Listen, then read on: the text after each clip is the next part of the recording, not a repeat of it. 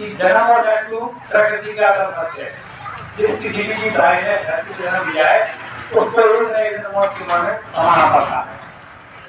और मृत्यु के बाद जो कर्म कांड हम लोग करते आ रहे हैं तो वजह नहीं होगी।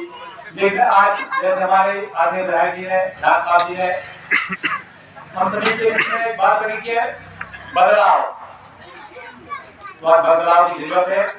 और बदलाव की इस मुहिम में यदि हम लोग शामिल हो गए तो अपने परिवार को विकास की मुख्यधारा में जोड़ लेंगे। यदि हम लोग उन्हीं परंपराओं में, रूढ़िवादी परंपराओं में भटके रहे तो हमारा आर्थिक, सामाजिक और मानसिक सहयोग पतन होना निश्चित है। जैसे कि हम लोग देखते आते हैं जब किसी परिवार में कोई कमी होती है तो उस परिवार के चाहे बूढ़े, बच्चे, बुजुर्ग, महिलाएं हो, कितनी हालत खराब होती है। सभी लोग रोते हैं, इतनी पीड़ा होती है। और ऐसे पीड़ा भरे माहौल में हम लोग वहां जाकर एक भूत के रूप में ध्यान करें तो ये हमारी मानवता नहीं है। हमारी माताएं बहनें साल 300 के समय में कम से कम 100 बार भर्ती हैं, तो लोग उपवास बैठे हैं। तो मैं तो इतना कहना चाहता हूँ माता बहनों से कि आप लोग इतना बात व्रत रखती हैं, एक टाइम का व्रत उस परिवार के नाम पे, जिस परिवार में दुखों का बार हुआ है, आज तेल की गोली हो वहां जाए या शोक सभा भी वहां भी जाए, तो सिर्फ एक टाइम का व्रत रख दीजिए।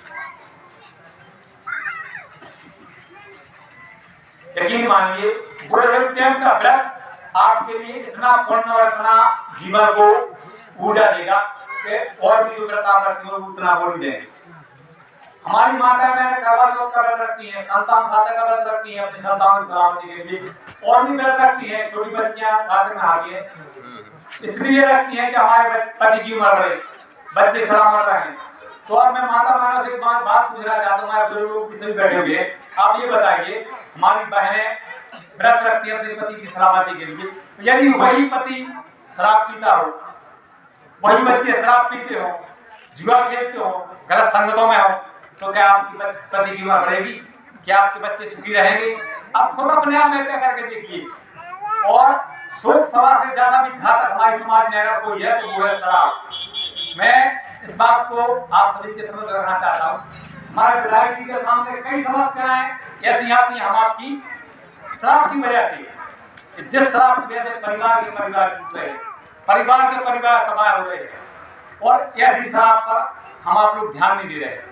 यदि वास्तव में आप लोग चाहते हैं कि हमारी समाज, मानव समाज आगे बढ़े, हमारे परिवार खुशहाल रहें और वो संपन्न हो, तो शराब से अपने घर के लोगों को बचाना होगा।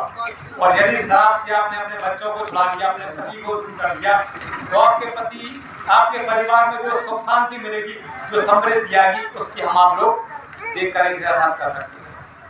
इसलिए जो परंपराएं हैं उनको भ्रम देते हुए हमारा जो अर्थ इन कुरीतियों में अव्यय होता है, शराब में अव्यय होता है, उसको अपने बच्चों की शिक्षा में लगाइए और शिक्षित बनकर ही हम आप लोग अपने परिवार का भला कर सकते हैं, अपने बच्चों का सही राह बना सकते हैं।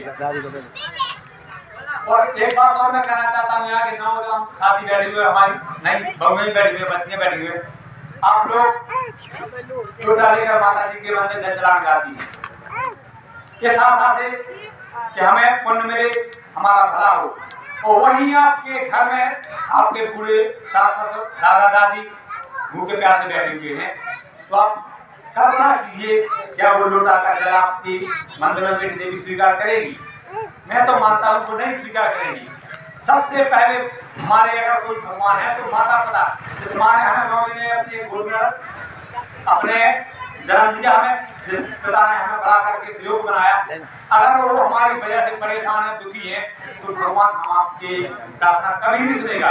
ये अपने माता पिता के खुशी करिए। हमारी जो बहुएं बैठी हुई हैं उनसे भी आग्रह है कि अपने घर में सास ससुर है उसको माता के समान देखिए। हमारी जो सासें बैठी हुई है वो भी अपनी बहुओं को बच्चों के समान लेके, क्योंकि जो घर परिवार जो कला होती है उन कला की वजह से काफी परिवार टूट जाते हैं, डिप्रेशन में चले जाते हैं।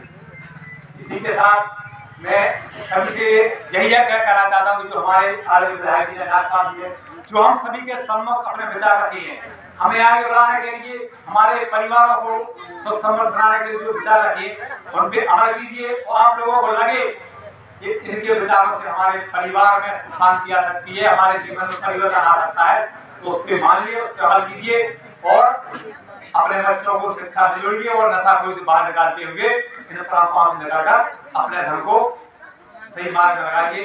पुराना दादा जी के चरण में अपनी भावना से धन्यवाद योगेश जी, बहुत ही अच्छी बात कही आपने हमारी माता बहनों के लिए।